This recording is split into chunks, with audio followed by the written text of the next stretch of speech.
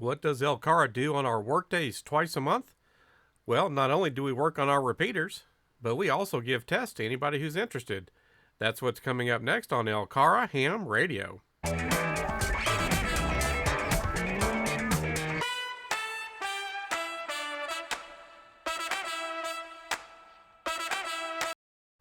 Hello, folks. This is Chris, KY4CKP. Well, that is true. Anytime we get just about any three of our members together, and certainly by the time we get to 4 or 5 of our members in any one place, we can give tests.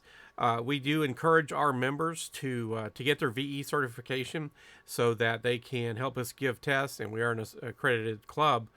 And we do have published quarterly testing sessions, and a lot of us show up for those just to make sure we have plenty of folks. But almost any time we're doing anything, and there's at least 3 of us together, usually we can have enough VEs, the volunteer examiners, and give a test. And at our recent workday this last Saturday, we had a member who had studied and was ready to take his general exam. And we are happy to report that he passed that.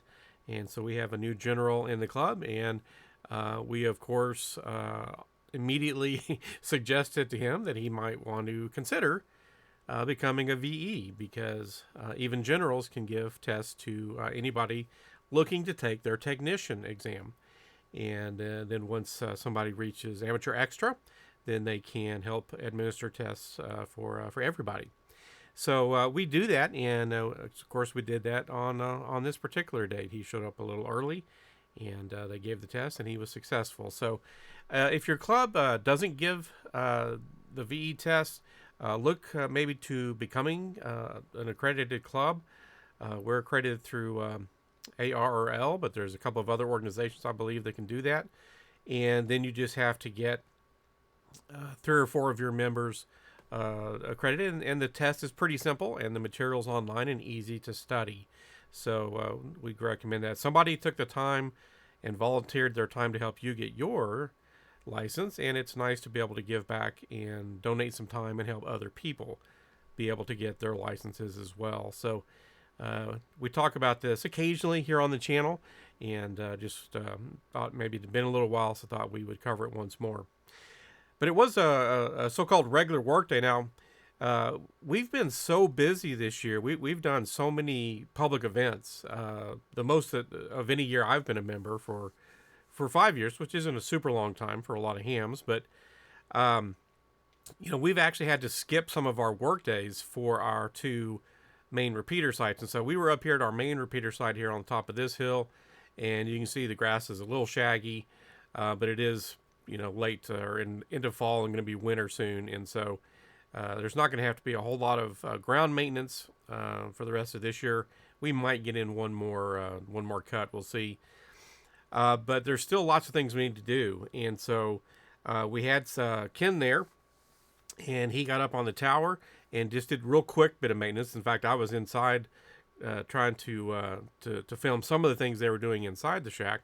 And Ken was up and back off the tower before I was able to film anything. But, because as we get into winter, it then becomes very, very difficult to know if you can get up on a tower on any one particular day. If a nice day comes along, he can get up on a tower. But, of course, it gets cold. And, of course, you get snow and ice and those kinds of things. So Ken took advantage of this day and got up on the tower and performed just a little bit of maintenance. So we've done a lot of maintenance on our towers, taking off lots of old equipment, taking off lots of old cabling, and then putting some new and fresh stuff on there, and repainted our towers. We've covered that, and looked at our anchor points and different things. And that's just the kind of stuff we need to do, if not yearly, certainly every few years.